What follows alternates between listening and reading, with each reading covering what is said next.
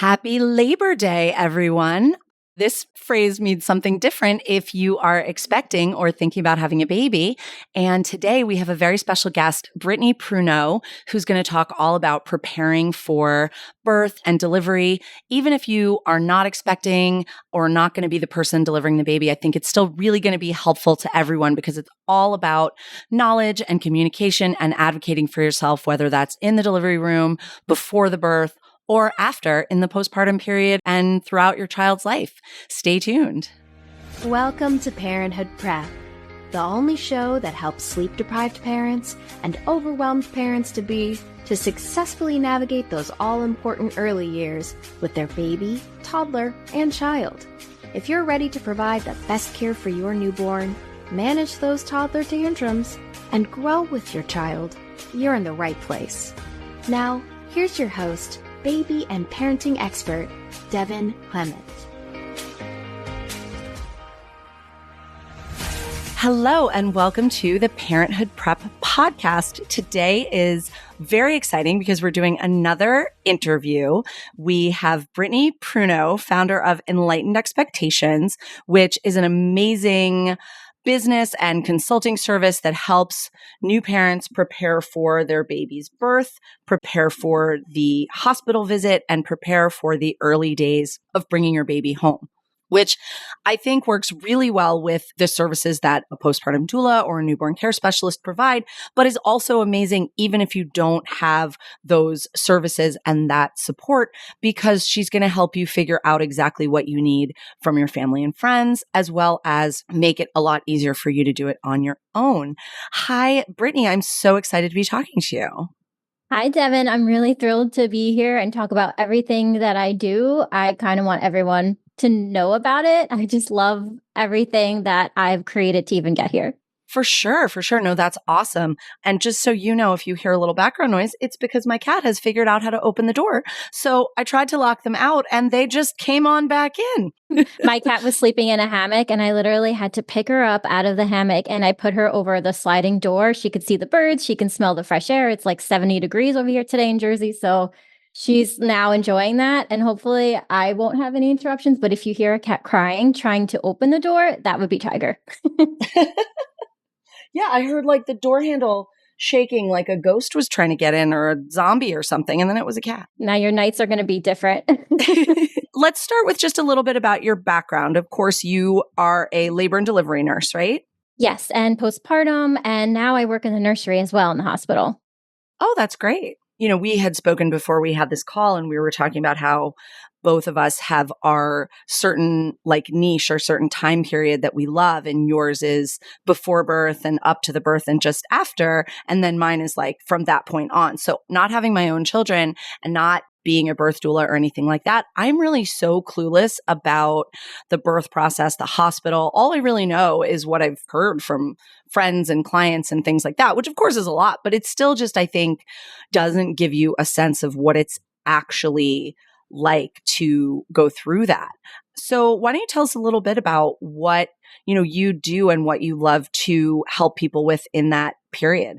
Yeah, sure. So if you don't mind, I kind of want to go back a little bit with my own personal medical history because it kind of leaded right into Enlightened. I have been a patient. I've been a loved one of a patient. I took care of my grandmother and I became a nurse. I've been a nurse for about 7 years now. But from like childhood up until last year when I was 34, I've been to so many doctors for mental health, severe physical health. I actually was septic and I was hospitalized. And after that, I was like, I really need to go to the doctor and figure out what was wrong. During that time, I saw many doctors. And then out from my career, I babysat. I worked as a medical assistant, actually in a dermatologist's office. I received my bachelor's degree and I became a maternity nurse, all while still going to see the doctors for myself. They did basic tests, said nothing was wrong. And the unknown scared me. And I didn't know what to expect. I didn't know what was going on with my body. So I started self-educating. I read books. I listened to podcasts. I started advocating for myself in the doctor's offices, asking them questions. Had to fire a couple of doctors because they're like, oh, well, you may have this after I read a book, but I'm not really sure. So here's medication for it. I was like, no, I want you to test me. Over time, I found the right doctors. I got my medical diagnoses. And I realized, I'm like, well, I don't feel like there's a lot of advocacy and education for families who are going to have their baby. So, over those years of working as a nurse in the maternity, I bonded with my patients. I've learned that they wanted more education when preparing. So, every single time they mentioned something to me, like a different topic, like, oh, the second 24 hours after baby's born, they're really fussy, they're overstimulated, they're so used to being in mom's like hot tub of a belly, getting nourished from the inside, and now they're on the outside. They feel the air, the breeze, they feel gas pains. Oh my gosh, I say that all the time. I did a whole episode a couple weeks ago about just like what it's like being a newborn and how that's such a huge change from being in like the most perfect environment to being in a frankly pretty terrible environment in a hospital with the bright lights and the noises and the cold air. I listened to all your podcasts, by the way, and that was my favorite one. I was like, yes, girl, like tell them, like let them know, because I just want everyone to be educated and aware. Like, this is one thing to expect, and like, this is what you can do about it. And knowing what you can do about a situation that you've never been in is so thrilling, and it builds confidence in you. You're like, oh, well, I learned that. So I'm ready for the next step. And I think a lot of the time, like me, for example, if I were to have a baby, I'm a pretty healthy person. I don't go to the doctor. I haven't been in the hospital since I was a kid. So like for me, suddenly having all this medical stuff happening would be a big change. And it would not be something that I was like super familiar with and comfortable with. It's life-changing. And not only are these women going through something so magical and beautiful in their body, but it's traumatic too. Even if it's a beautiful experience, it's still traumatic because your body is going through something so anatomical. Oh, yeah. Not only that, but like you are delivering a human out of your body, which is insane. Oh, it's wild. It's the craziest thing ever. That's the thing. I say, like, I don't know anything about birth. And I always joke with the clients when they're telling me their birth story. I'm like, I'm sorry, the baby did what? It came out of where? Yeah, like there's a position where a baby comes out and it's called compound, and like their hand is near their head, their face, something like that. And it's like my patients are in like the second day, they're ready to go home. They're a little bit less tired and more in a like joking form. I'm like, yeah, your baby came out ready to party, raising the roof. Like the hands came out. Oh gosh, that's crazy. And like the fact that a baby can come out that way is pretty miraculous. I just really feel like when you know what to expect, it eliminates a lot of the anxiety, and the unknown is so scary. So every time a patient was like, oh, I didn't know that, like the second 24 hours, for example, that we mentioned, I started making a list of all the topics they did mention to me. And it evolved into this consultation program for expecting parents to feel prepared, like they know a lot more, so they're knowledgeable. Self-advocacy and also partner advocacy, right? So like when a patient's having a contraction and she can't talk and a doctor's like, oh, okay, this is our next step. The partner or support person, whoever is in there, the doula could be like, wait, she's having a contraction. She can't think and process it right now. Can you come back? You can mention it to me and I'll talk to her and give us 10 minutes. I love that the doctor is the one trying to talk to them while they're having a contraction. Like, don't you know that that's not a good idea? Yeah, and doctors are great. Like we can't live without them, but sometimes they're so insanely smart that they look at a situation and they have to take a step back. Sometimes they just need someone to advocate for the patient. They're not trying to be cruel. They're trying to help you, but having that extra support person in there is really crucial. Or even just tell the nurse, like, I'm alone. I don't have somebody. Can you please be my person? And that labor nurse, I'm telling you, the entire 12-hour shift, whatever they work, will be there for you. And then you can have that confidence that they can set those boundaries for you. That's awesome. I love that. I mean, nurses are just so fantastic, just in so many ways. And I think they're such an important part of the process because they are kind of explaining things to you. The doctors a lot of times don't have a ton of time to spend with you. So they're like popping in and out. And the nurse is the one that you're spending a lot more time with. Something I was reminded of that when we talked about doing this interview, we had a great phone call. I wish we'd recorded that. It was so I wish good. we did too. But one thing that I said, and listen, I have been doing this job. I've been a doula for 15 plus years. And in that time, I just always sort of thought that people spend all their time and energy preparing for the pregnancy and the birth because people don't seem to spend a lot of time preparing for the baby to be born. And no doctor really tells you, like, you know, your OB is not saying, hey, by the way, you should like learn about breastfeeding or you should learn about sleep patterns or you should learn about soothing the baby. They just don't think of it. They just think they're going to wing it when the baby comes out. And so I thought they were so busy preparing for like the birth. And you said, no, they're not really prepared for that either. Yes. It's crazy. It's just such a huge change. And I just wish there was more support and more education like baked in about all of it. I totally agree. And I'm realizing, I mean, I started this in October and I started it Mental Health Day. It was like the International or World Mental Health Day last year. And I did that on purpose because when you prepare yourself and you increase your knowledge of a particular subject, like having a child, you feel more confident and you feel like you can understand what the doctor's telling you. Like, for instance, you go in for your appointment, you're about 40 weeks and 2 days, and the doctor's like, okay, 41 weeks, let's schedule an induction. There are options, ask about the risks, ask why 41 weeks, like, is there a reason? And also ask, like, what type of induction medications are there? Because there's so many. I mean, just to give some examples, there's Pitocin that goes through the IV. There's a Cytotec, which is a pill that dissolves. And then there's Cervidil, which is like a shoestring that goes inside to touch your cervix. I mean, there's options. And I want my clients to know, like, these are the names of the medications. Ask your doctor, do you plan on doing this? And why? What are the risks? What's the purpose of it? What do I need to tell my partner? Like, am I allowed to get up and walk around? Can my partner give me massages? Can I go to the bathroom? Like, can I nap? Like, will this increase my pain if I don't get an epidural? Can I eat? Like, you go to appointments and these doctors are so busy. They're so overwhelmed. They want to take care of everybody. You're in and out. It's not their fault, but like, I want the clients to feel comfortable. Okay, I have my doctor. They can tell me the medical knowledgeable stuff, but I need a nurse. I need a doula. I need to go to a childbirth class. And even though during those classes, they teach you how to push. And I'm sure other things that are very, very helpful. But I just feel like I get into the nitty gritty. Like, I tell you everything, like putting a sign on your postpartum door to keep out residents and family. Like, no one knew that they can do that. Like, I'm allowed to do that. Yeah, you are. I didn't know that either.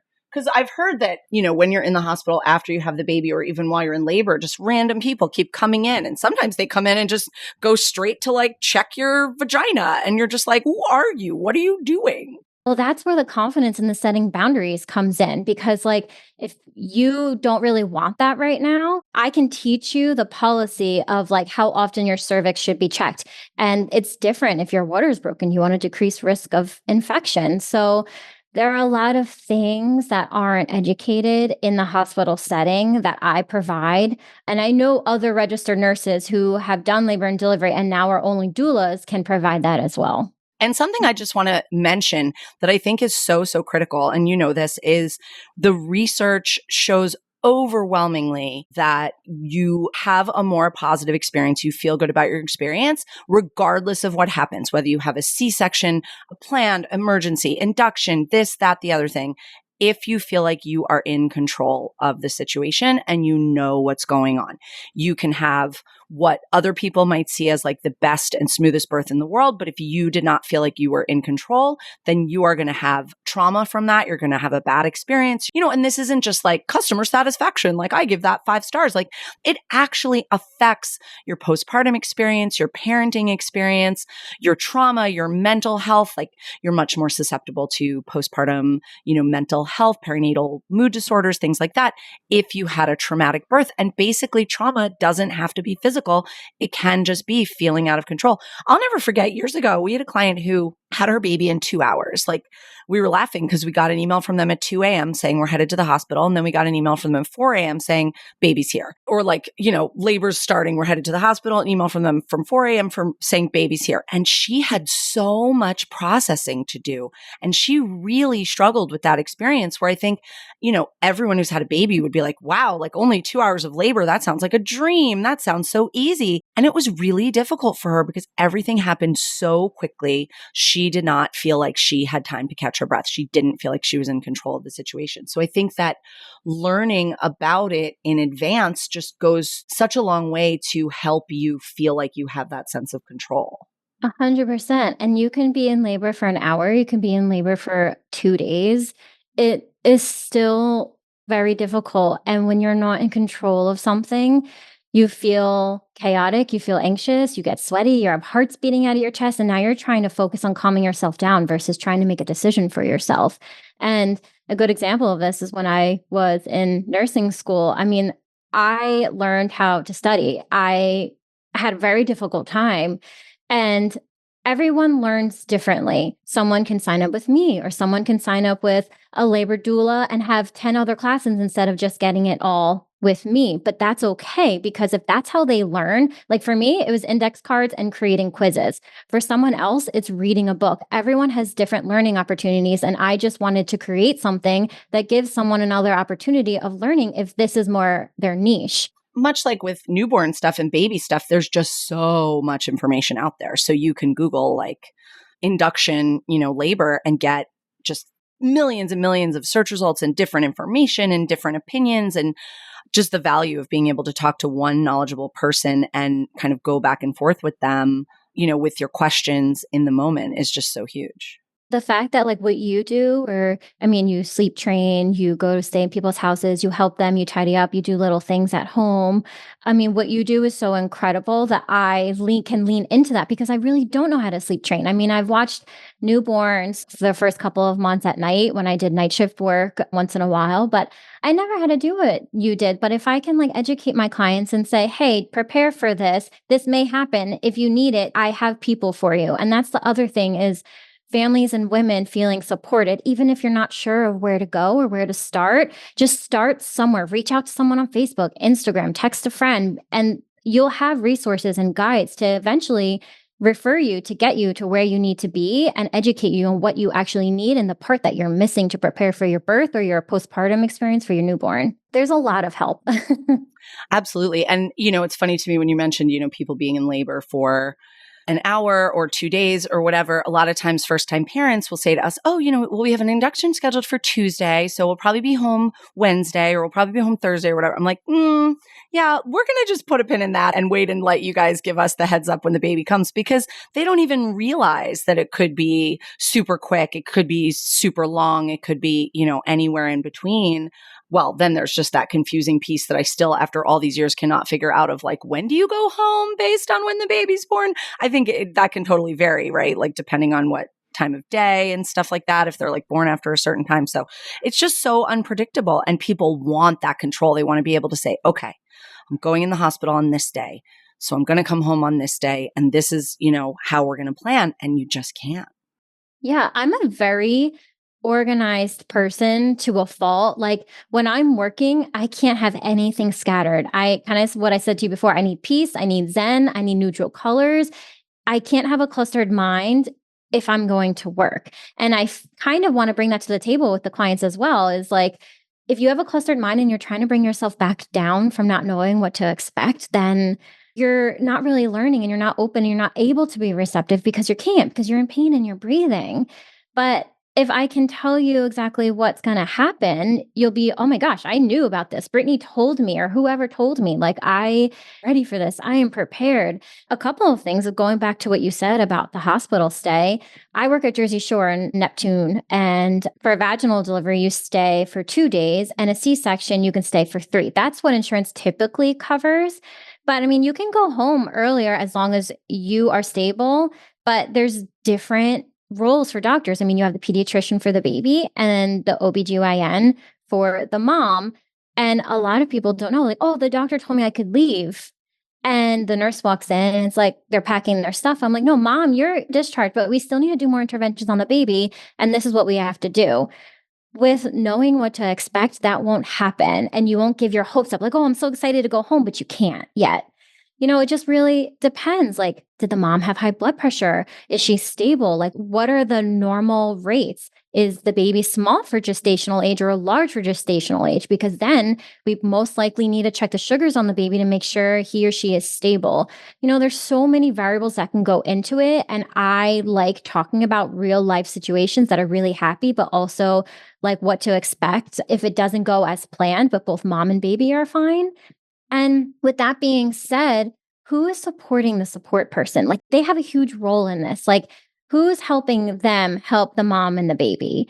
So giving them roles and real life situations and like, you can do this during this time makes them feel more confident, and it actually builds a connection with the couple. So they work together and they feel like they're doing everything together versus like sitting there and feeling helpless. Yeah, I think that's so huge. And sometimes, your partner's not maybe the best support person that you want, and that's okay. And like being aware of that. My cousin was born, God, 30 some years ago, and we were older, and my aunt wanted my mom, her sister, to be her support person because like my uncle was nervous about seeing blood. He was so anxious about everything.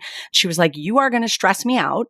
So I'm going to have my sister be like, at the time they called it a coach. I'm going to have my sister be my coach. And, my mom talks about it and she's like the best support person in the world, but she talks about it and she says that he was there and he actually had a much easier time being supportive, not being the main person, not feeling the pressure of being like the one. And this way, she was kind of the go-to, and then he could just relax and say, okay, I'm here for you. I'm here to hold your hand. I'm here to rub your shoulders, but I'm not like worried that I'm going to pass out if I see too much blood because I know I can just walk out of the room and your sister's here with you. So sometimes just thinking about who's going to be that person for you can be so huge.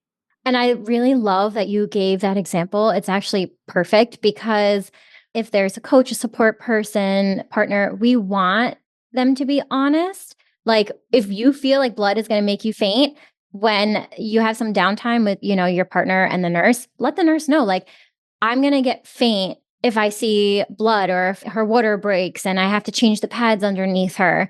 So like what other jobs can I do to help you, but also like help my partner? So this way we can get through this together.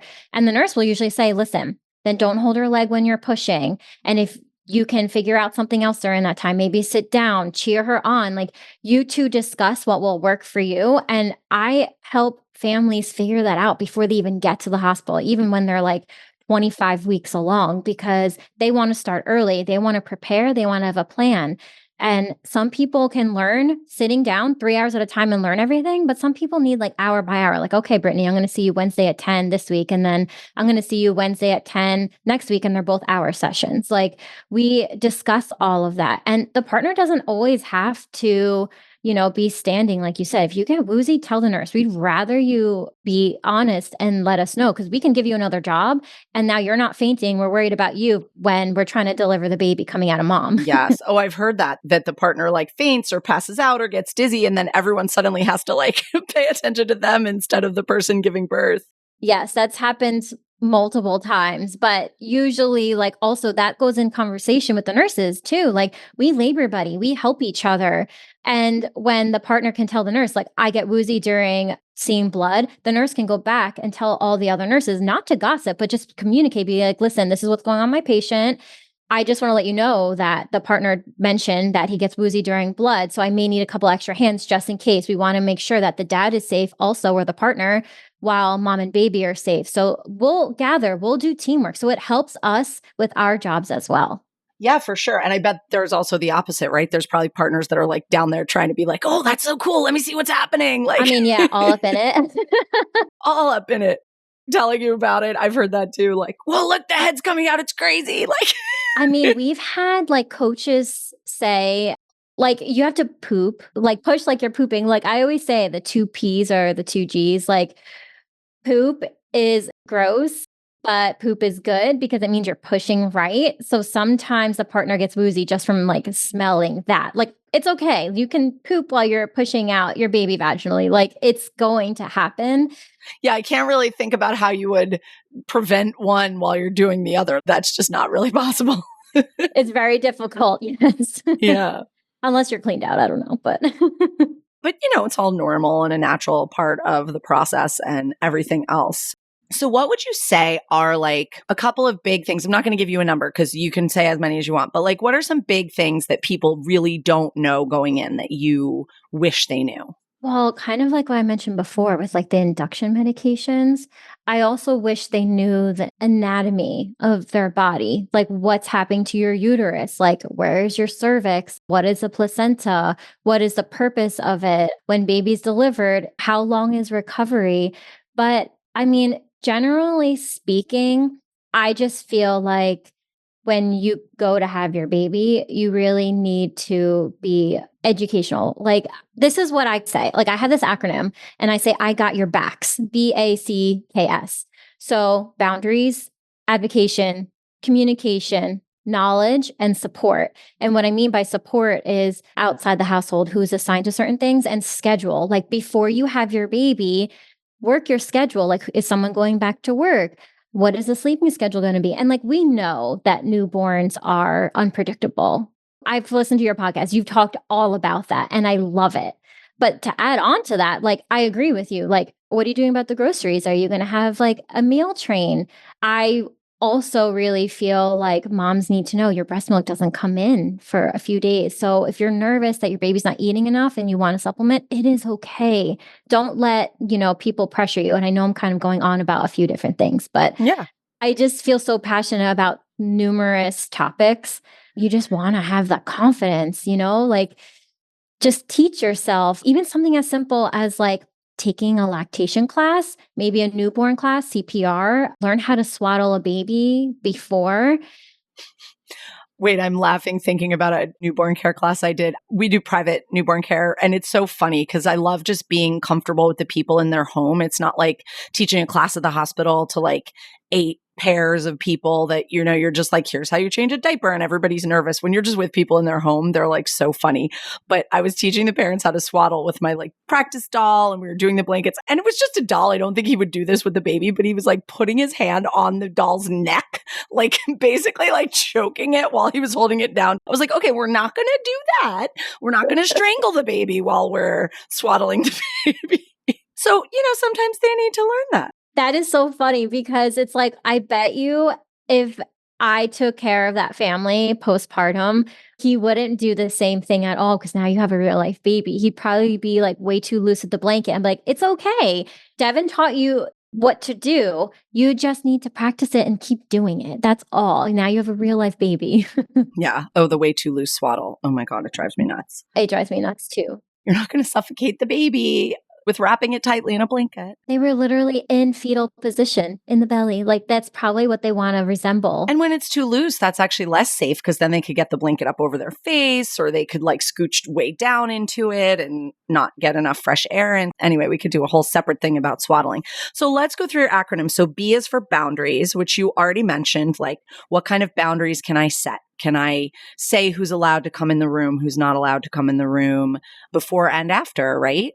Yes, 100%. And I know boundaries are so cliche. Like that is the word that everyone's talking about now. But honestly, it's because I want you to get comfortable in that role. Like it creates growth and bonding in and out of the hospital because you are creating those boundaries. Like I know for myself, like I don't have children, but if I were, I would definitely put a sign on the door and be like, please, no one disturb mom and baby. We're resting from this hour to this hour. Like you ask your nurse what the interventions are for the day for mom and baby and what the partner can do to like go get the water or go get the snacks. So like the PCT or the patient care tech or the nurse doesn't have to do it. And then you talk about that with your partner when you're home. I mean, yes, they have, family, they have support, most people. And then they have to worry about like they getting just anxiety, like, oh, I'm coming home. People are going to expect immediately to come over. Say no. If you don't want that, just say no. It's okay. People aren't going to get upset, but this is your day. I mean, you were in labor for hours. You had a postpartum recovery. If you had a vaginal delivery, most likely they had to stitch you up. C-section, you can't get out of bed for at least 6 to 8 hours after you get to your postpartum room from recovery. Like you don't want people in there. You're going to be in pain. You're going to be tired. You want to do skin to skin with your baby, and you want to have that time with your brand new family. Like that is your time. I have people come in, they have 15 family members and they thrive in that. And then I have people who come in and they're like, I want 0 family members for like a month. And I'm like, whatever you want, let's figure out how to talk to your family like that.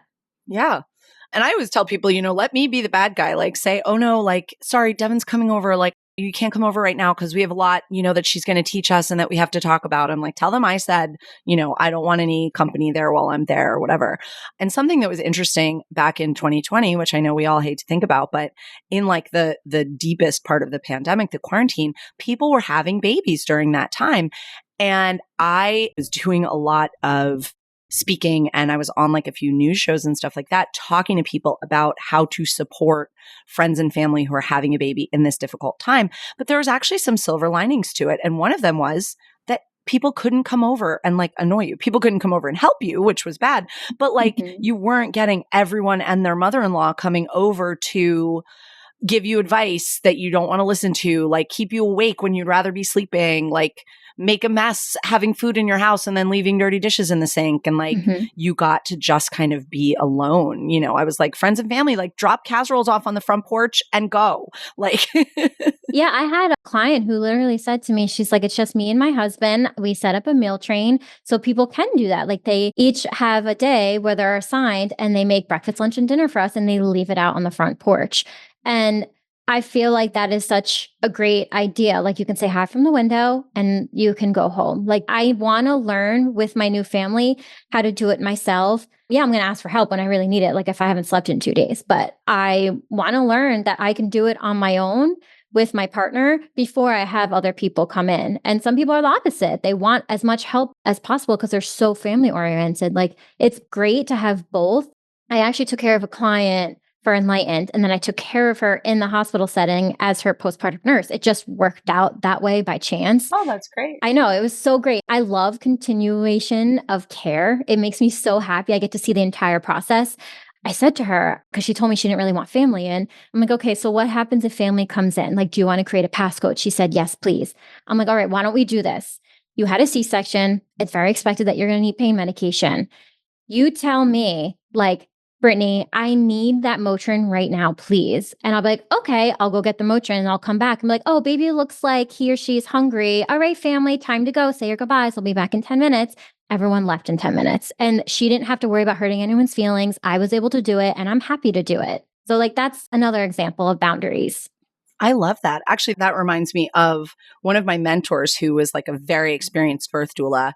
She would create with her clients in labor, basically like a safe word. So if they wanted an unmedicated birth, but you know, sometimes plans change, you're in a lot of pain, that switches. She would have like literally a safe word like people have for sexual situations, like banana. So you can say all you want, like, give me the drugs, I'm in so much pain, blah, blah, blah. But that's just your exercising your voice and just like saying what you want to say. And I would be like, no, we're going to do this. You're doing great. But as soon as they said banana, she called the anesthesia and they came in and like, that was it. And I think that is so applicable in a lot of situations postpartum too. Like I think about it with, you know, chest feeding, nursing, body feeding, whatever you want to call it.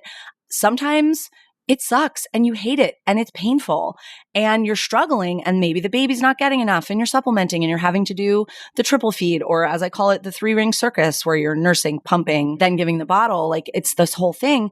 And you can be like, oh my God, I hate this. This is terrible. And you can have your support person say, but you're doing it. You're doing a great job. We're going to see the lactation consultant. Here's what we're going to do. Or you can be like, I want to stop, banana. Or like, I want to introduce formula so this gets easier for me or whatever. But this way you're sort of free to be as miserable as you want to be while still maintaining. Because if you're just like, oh, I hate this, this sucks. Oh, well, do you want to stop? Do you want to stop? Do you want to stop? No, I don't. Or you do. And then you say banana and that's it. Maybe banana is not a great safe word for breastfeeding because you do probably eat a lot of bananas. Get me a banana and they come out with a bottle of formula. No. I just wanted a banana, really. So something a little more different, like, I don't know, Oklahoma or something. Oklahoma. But, you know, I think that things like that, like little tricks like that make the process so much easier. So I love that you're employing that as well for when they want to get rid of their family members and that kind of thing. And that goes hand in hand with the A in backs for advocacy, because that's essentially what you're doing for her with banana. And it's, you know, what I'm doing for my patient with her family. Another example of advocacy is when you're in the doctor's room and you're going for your ultrasound or a follow-up and they want to check you, see if you've made like cervical change, ask questions. What's the purpose? Like, when you get a cervical check, there's 3 different things they check: your dilation, your effacement, and your station. The dilation is how dilated you are. Effacement is how thin the cervix is. And station is how high or low the baby is. And doctors don't always explain that, again, because they're just so busy. They're just like so focused on here and now, where the client and the patient can ask, like, oh, what does this mean? I'm concerned about that. Should I be worried? Like, what are my other options? And the partner or support person can do that as well. I love that. And I think sometimes advocacy gets kind of a bad rap because you think of somebody coming in and being like, I don't want medication, like don't, But it actually just means standing up for your own rights and your own communication and finding out information. And there's nothing wrong with that. Like, I know there's some doctors who will get like a little pouty if you're like, well, what is that? Can you explain it to me? Oh, well, just trust me, just listen to me or whatever. But there's absolutely nothing wrong with wanting to know what's going on, especially with your body and your baby. Yes. And a lot of people really feel like, oh, I'm going to hurt the doctor's feelings. I'm not going to say that. No, advocate for yourself. After advocating for myself for years with my health, I mean, I was sick my whole life until last year. Like, I have a new life because I advocated for myself. I said, no, I'm not doing that. I'm not taking that medication. Or, you know what? I'm going to get a second, third, and fourth opinion because I don't agree with that. And if by the fourth opinion, they say the same thing, I'm like, okay, at least I've educated myself. I've given myself the confidence. Now I know how to advocate, but also like now you've just taught me something that, okay, you humbled me a little bit. I've learned this. And it's a learning process. Like, we grow as human beings, and growing and learning just comes with living the life. And I feel like just like any exam, you want to prepare yourself for that. You want to be prepped. I mean, having a baby is the biggest exam of your life.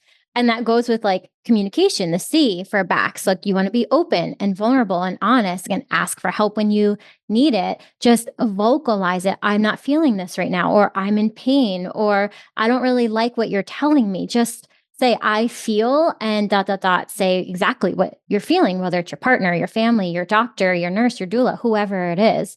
Just speak up. Like, I don't really want to do it this way. Like, is there another way? And with that communication, then it goes to K, your knowledge. Now you're building up your knowledge because you know, like, you've broken down your vulnerability, and now you have more knowledge because you being vulnerable is allowing them to teach you even more while also teaching yourself, like taking classes, reading books. Yeah. I don't know, just being so knowledgeable and knowing what to expect is so vital. Yeah, I think that's great. You're right. There's not a lot of that baked into the process. Like, you go to your checkups, you go to your ultrasounds, but they just a lot of times don't have a lot of time. Like, we all know the medical system in this country is pretty fucked. Yeah. They're not spending a ton of time with you, going over things. Sometimes you don't even know what questions to ask. I'm sure at your visit, they're like, do you have any questions? You're like, what do I even ask? So knowing in advance even what questions to ask is so helpful. And it's interesting that you mentioned communication, because when I talk about sleep training, which I actually don't think I've gone into this on the podcast yet, I say there's 4 C's and communication is one of them. It's so important to communicate with your partner, to communicate with your other caregivers, to communicate with your baby, even though, they're not necessarily speaking yet and they don't understand, but you're communicating with them what's happening in the process, like what you're going to do. What are your 3 other C's? So it's communication, commitment, consistency, and confidence. Oh, I love that. I love that. Yeah, I'll do another episode about it and go into what those are, because I think they're so important. But yeah, and I think speaking of confidence, there's also a little bit of like fake it till you make it, right?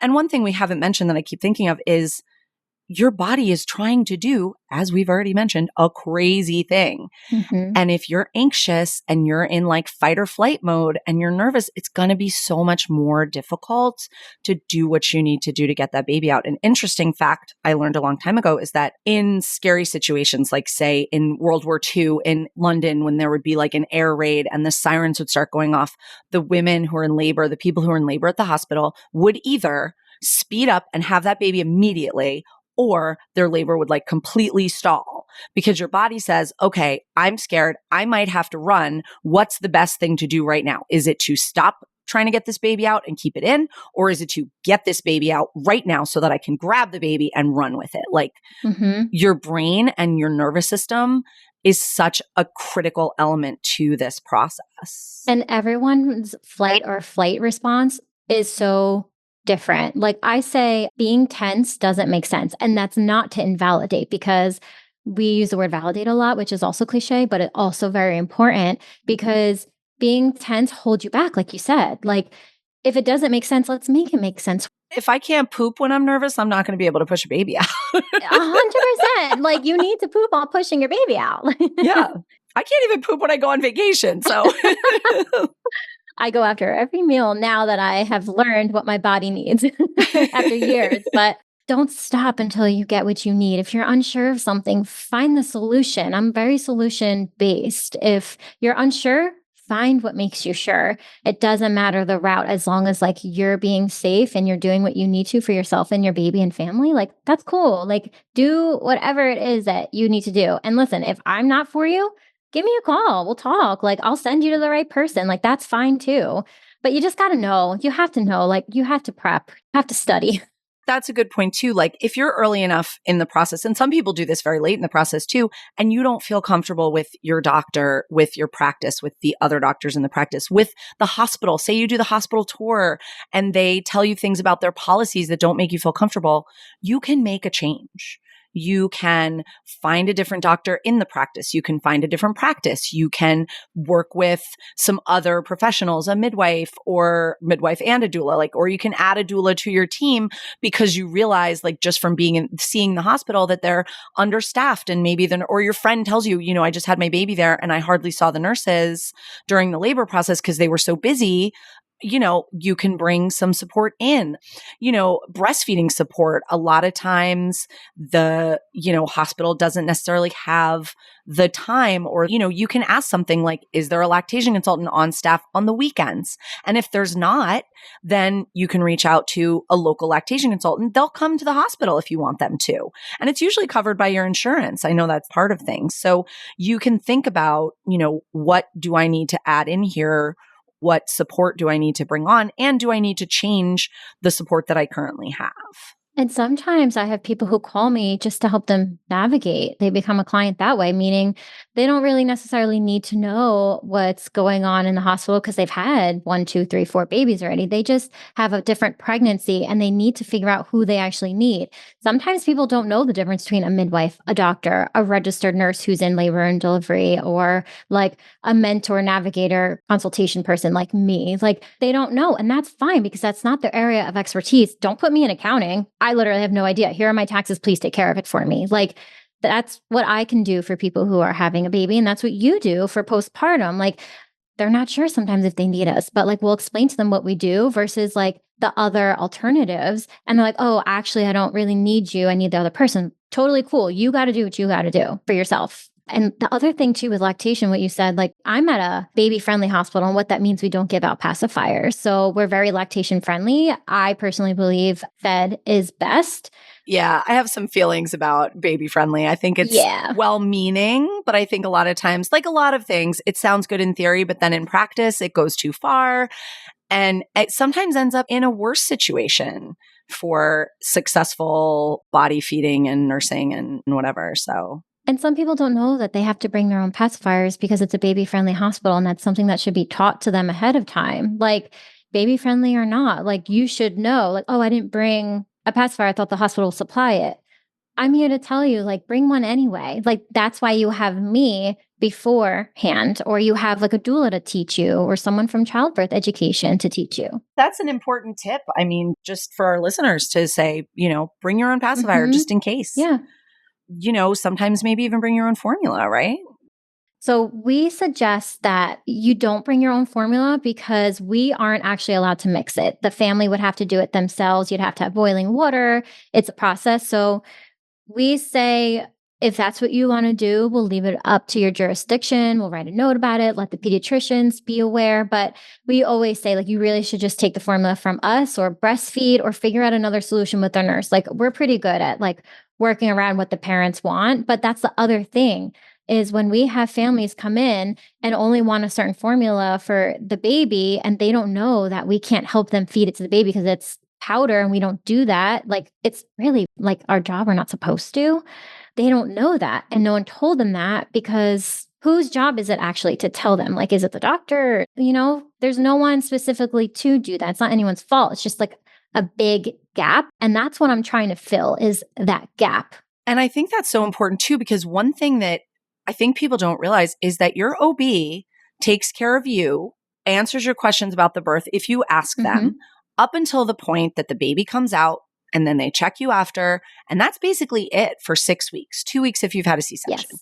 Meanwhile, you've spent however many months or years developing a relationship with this doctor. Now suddenly they're gone and you're with the pediatrician who you've probably met briefly, And it's the hospital pediatrician. It's not even necessarily the pediatrician that you're going to be seeing, in your day to day with your baby. Mm-hmm. And there's no one that you feel like is that trusted person to go to. And there's this gap or this leap that you go from, okay, we have this doctor who's worried about me. Now we have this doctor who's worried about the baby and nobody's worried about me.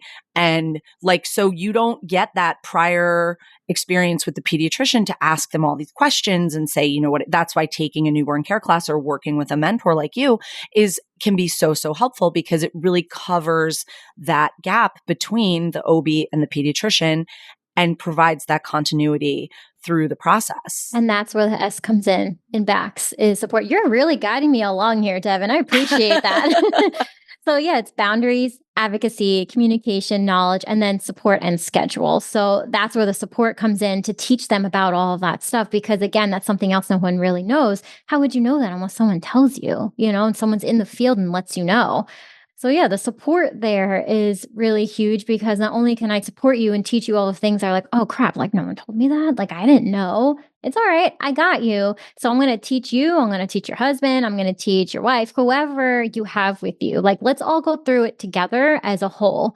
And I usually start out with like a free consultation. Let's figure out like your needs, your wants. If you're unsure, I'll give you the options and then you can figure it out from there. And then they pick whatever consultation they want, whether it's labor and delivery, triage admission, or like postpartum newborn care and like the first couple of days at home. But it's like when we talk about all this stuff, they're like literally enlightened. Their expectations are lightened and they're like, oh, wow. Okay, now I feel ready. Like I'm ready to run this marathon. That's what I'm training you for. So what do you think are some top tips for support people to think about? So say somebody's listening and their partner is expecting, or maybe their gestational carrier is expecting and they're going to be there supporting that person through the birth. What are some tips for that person to really think about? Know their love language. I really personally feel so with my partner, we've been together 9.5 years. Living together for 7, and I was on night shift for more than half of that time. And he has his own baseball business and works as a gym teacher. And our schedules were just insane, and we never saw each other. And when I went to day shift, we had to learn all about each other all over again. And then I started getting even more medical issues, seeing more doctors. And he's like, "How can I support you? Like, what can I do? I feel like not helpless. Like, I know you very well. I know your love language, but what can I do?" I was like, "Just hold my hand and talk to me and let me know it's going to be okay. Read me a poem because I love writing poetry. I love listening to it." And so he's like, "Okay, that's all you need." I'm like, "That is all I need." So just talk to your partner. Let them know that this is what I can offer you. And then the partner, the mom who's going to deliver the baby, say, "This is what I need. Are you okay providing this to me?" Just really open communication, looking for the opportunities of guidance. Support people like in the hospital, for example.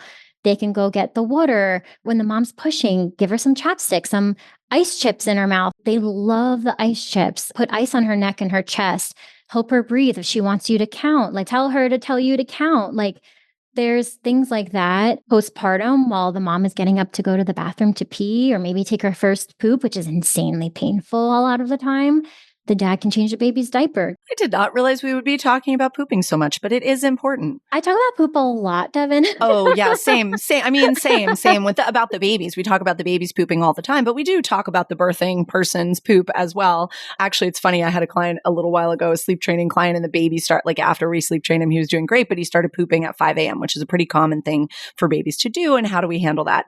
Interestingly, I think a big part of the reason for it is that now that they're actually spending time alone, chilling in the crib awake, sometimes in that early morning, you wake up a little bit and you go back to sleep. And for babies, they wake up and they're alone and it's dark and they're like, it'd be a great time. I've got some privacy. It'd be a great time to poop. And then they wake up because then they're pooping and then they're like, "Rah." Anyway. So yeah, I was on the phone call with them talking about that. And they're like, "We really appreciate your willingness to talk about our baby's poop as much as you have." It's so funny. You just talk about newborns poop and I'm just like all here talking about adult poop. Like no big deal. It's very different. It's very different. Oh my God. I changed a toddler's diaper recently and I was like, oh, I forgot how horrific this is. Like the gagging reflex, the dry heaving of that. Because they're eating the same food you're eating. So it's basically, it's not that sweet, breast milk or formula, little cute little baby poop. It's way worse. When I babysat 3 girls and they're so cute. I still keep in contact with their mom, but we've known each other for 16 plus years.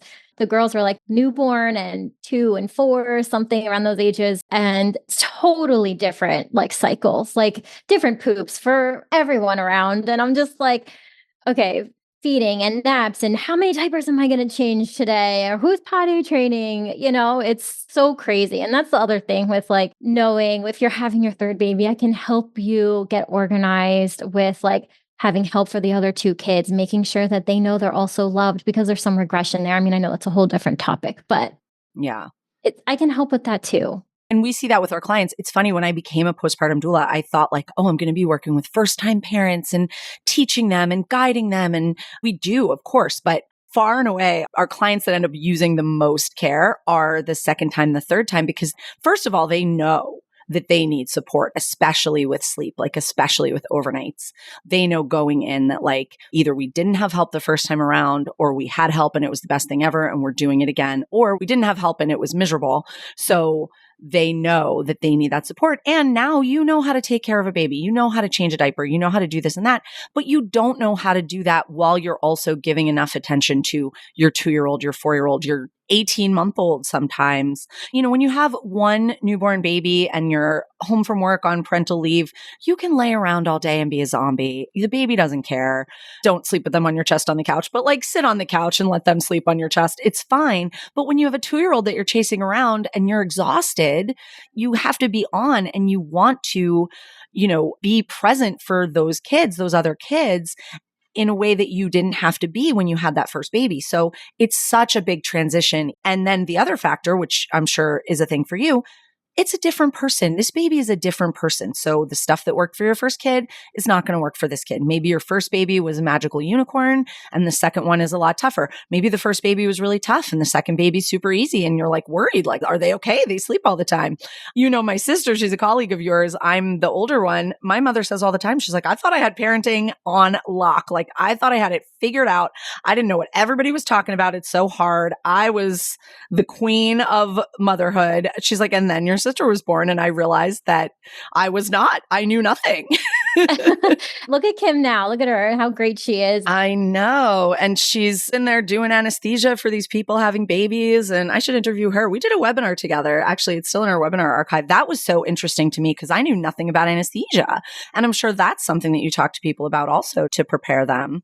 I do. And I don't know as much knowledge as your sister does, obviously, but it's really cool. Like sometimes like when we have C-sections, I'll be the baby nurse and I'll go in for the baby and she's taking care of mom anesthesia. And we'll just sit there and talk for a little while. I'm kind of like eyeing what she's doing and I'm observing, but like I don't ask questions because she's like focused, on her patient. But it's like so cool to see so many different people in their element. And she's so badass in what she does. She's amazing.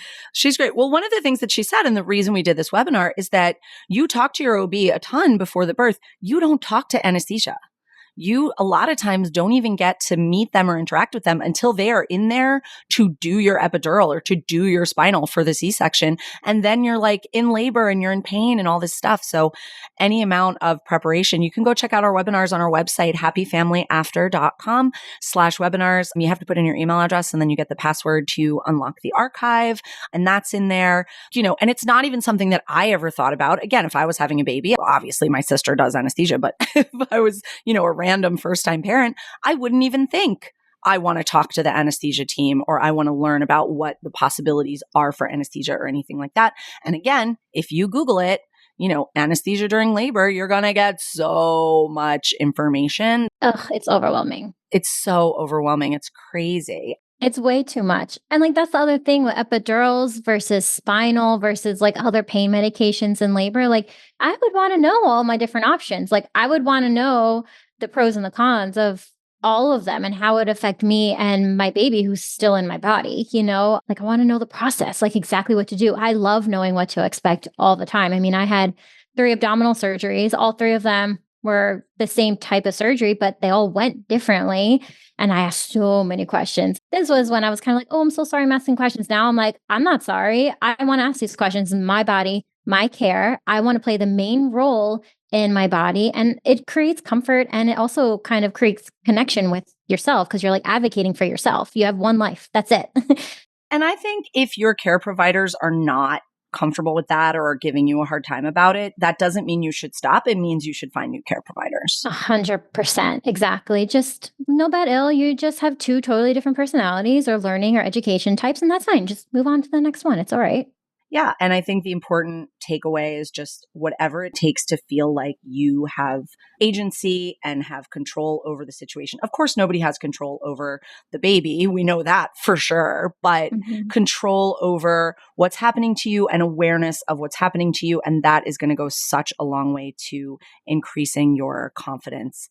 So I want to wrap it up because we've been talking for a while, but I could talk to you all day. I feel the same way about you. What is like one big just tip, even if you said it already, what is like one closeout major tip you would like people to know when they're expecting or thinking about having a baby to get ready for the experience? Understand your body, understand the mechanics behind it and what to expect for a vaginal delivery and a C-section delivery. Anything is possible. You want to know exactly what is going on inside just as much as you want to know what's going on the outside. Self-educate. If you don't want a doula or a midwife or someone like me, that's cool. Look for books, podcasts, ask your partner like what role he wants to play and then kind of go for there. Just eliminate the anticipatory anxiety by gaining knowledge, feeling empowered, and being prepared. Even if you're not sure of where to begin, so many professionals in the mother-baby field, whether it's before you have your baby or after, we're very well connected. We can refer you to the appropriate sources for yourself. And again, like just remember backs. Absolutely. And even me, if we have a future client I'm talking to and they're like, I want to know, about the birth and this and that. I don't know anything about that. I'm going to send them to you. Yeah. And vice versa. I literally tell everyone about you and like one other person for postpartum. And like, you just need to go to her. Like I connect with her immediately. I could just tell she's great. Like you can kind of tell that about a person. But you're right. All of us in the field are connected. Somebody wants a lactation consultant. I'm going to tell them, who to see it like, and I'm going to tell you my opinions about them too, and who's good and who's going to be right for you and who's going to give you a hard time. If you want to supplement, don't go to them and that kind of thing. But that's the thing is like knowing your client and their needs and wants. And if they're not sure and you figure it out with them, then you can send them like, oh, you definitely don't want breastfeeding. Okay, I'm going to send you to someone else. And sorry, you started to say, remember backs, which is? Take care of backs. I got your backs. Boundaries, advocacy, communication, knowledge, and support and schedule. Meaning like just support yourself, know each other's love languages, be there for each other, ask questions, communicate constantly because yes, not only are you caring for yourself and your baby who's going to be coming out of your body again, which is insane, but your partner's there too. So insane. I can't. I don't even know. Like even doing this for 7 years, I'm like, this was beautiful. That's so crazy. It's so crazy. My friend and colleague had a baby a few years ago after taking care of them for so long. And she had a pretty tough pregnancy, but she was just like, this process is very dumb. 0 out of 10. Would not recommend. It is very painful. And honestly, a lot of pain comes from tension, like you mentioned earlier. So try to find ways to ease your tension and like calming your mind and learning, because the more confidence you have, the more empowered you feel. And when you feel that way, less tense, easier transition. I'm not going to say I'm promising you like an easy delivery, but it helps intensely. Like it makes such a big difference.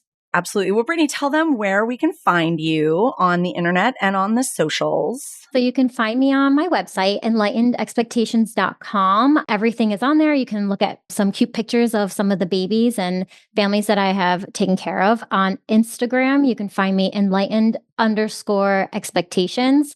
Currently building a program for clients who prefer self-paced education, but currently I am doing consultations with clients one-on-one or with their partner or family member. And we start out with like 15 to 20 minutes or longer if you really need to for free. We navigate. And then we have our 2 to 3 hour special consultation where I guide you through the entire process. Also, I just want to note to the listeners, I'm also very open to your opinions of your learning preferences. If there's something that I can do to better suit your needs for your learning preference, like I made quizzes and index cards in nursing school, please DM me. You can actually like DM me on Instagram and just say, drop the lists here and I'll drop like before delivering your baby list, a what to pack, partner roles, and a resource referral list. Like I'll offer it. I don't mind. I'm happy to help. Oh, I love that. That's great. And we'll link to that in the notes for the show as well.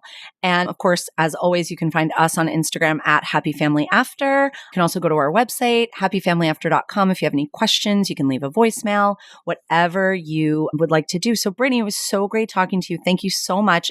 I learned so much that I didn't already know. And I think people who are expecting or thinking about having a baby are going to learn a tremendous amount. It's genuinely thrilling talking to you. Like, I feel like we can just keep going on and on. So I look forward to the next time we get to do this for maybe another topic. Definitely. Well, thank you so much, Brittany. And you, everybody out there, have a great day. All right, listen up, folks. We love to joke around, but it's time to get real. And that real talk, it's all about giving your babies the roasting they deserve. Yep, you heard it right. We're calling for an epic baby roast. We want you to drop a voice note on our website and call out your little ones for their adorable crimes. Did your baby spit up on your brand new dress the second you put it on? Or maybe they decided to scream through your sister's wedding vows? We want to hear all the juicy details. Head over to happyfamilyafter.com or hit the link in the show notes. Every page on the site has a button on the side for you to record straight from your phone. Your story might just make it onto an episode of the Parenthood Prep podcast. We can't wait to hear. Thanks for listening to this week's episode of Parenthood Prep. If you want to learn more about the services Devin offers, as well as access her free monthly newborn care webinars, head on over to www.happyfamilyafter.com.